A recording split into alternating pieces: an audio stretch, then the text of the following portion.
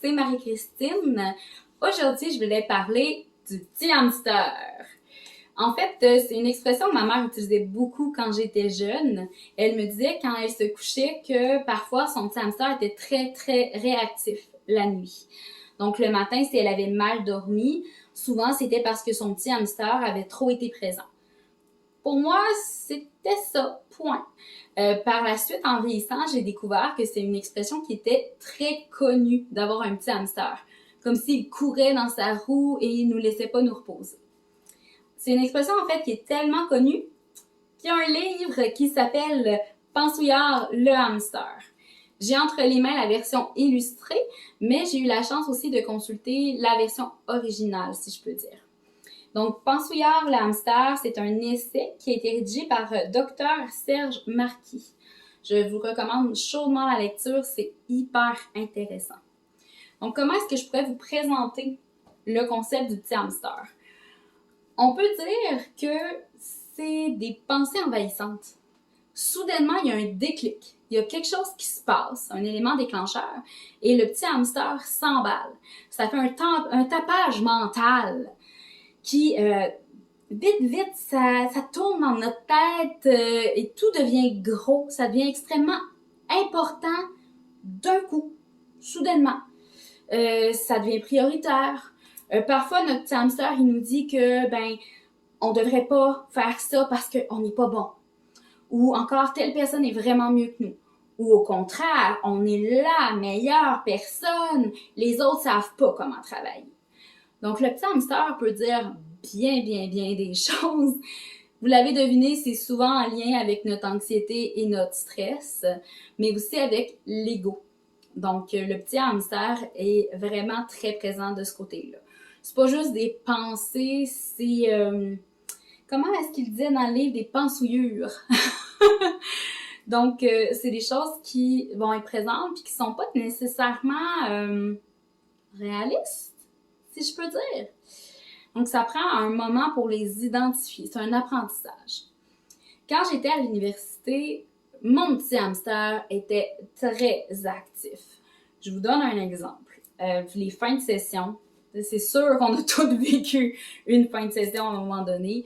Quand je finissais par aller me coucher, il y avait toutes sortes de choses que mon petit hamster pouvait générer. Donc, le fait que je devrais pas me coucher tout de suite parce que j'ai pas terminé tel travaux, ou encore, il continue de réfléchir à des dissertations.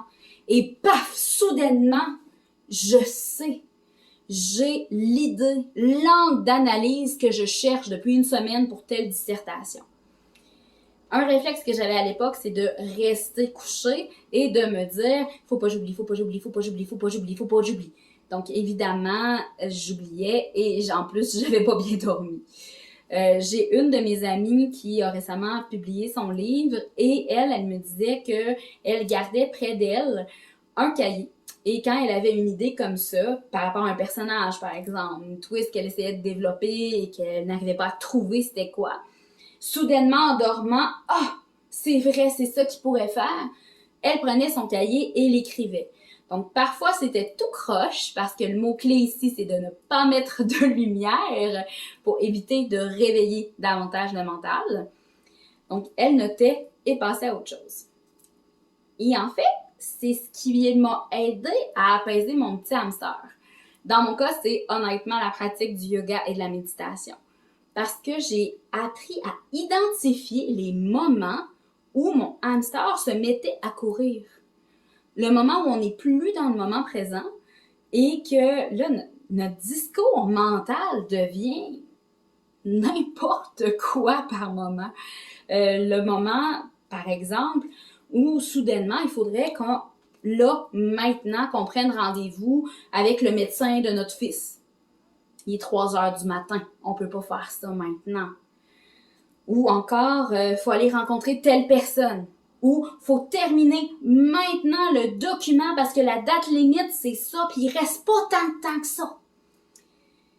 Quand on fait le déclic que c'est notre petit hamster qui parle, là, on peut tranquillement réfléchir de façon plus adéquate.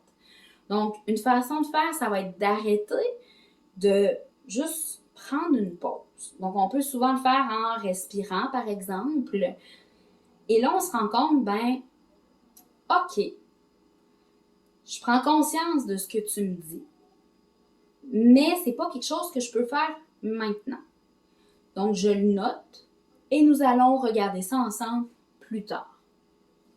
On fait souvent de la méditation avec ça en disant qu'on étiquette nos pensées. C'est quand même le même principe. Quand on prend conscience que c'est du tapage mental, que notre petit hamster s'emballe, là, on peut prendre un outil pour apaiser notre mental. En commentaire, je vous invite à me dire si vous aussi, vous avez parfois un petit hamster qui court dans sa roue, dans votre tête, et surtout, quels sont vos outils pour mieux vivre avec lui. Je vous remercie de m'avoir écouté. Namasté!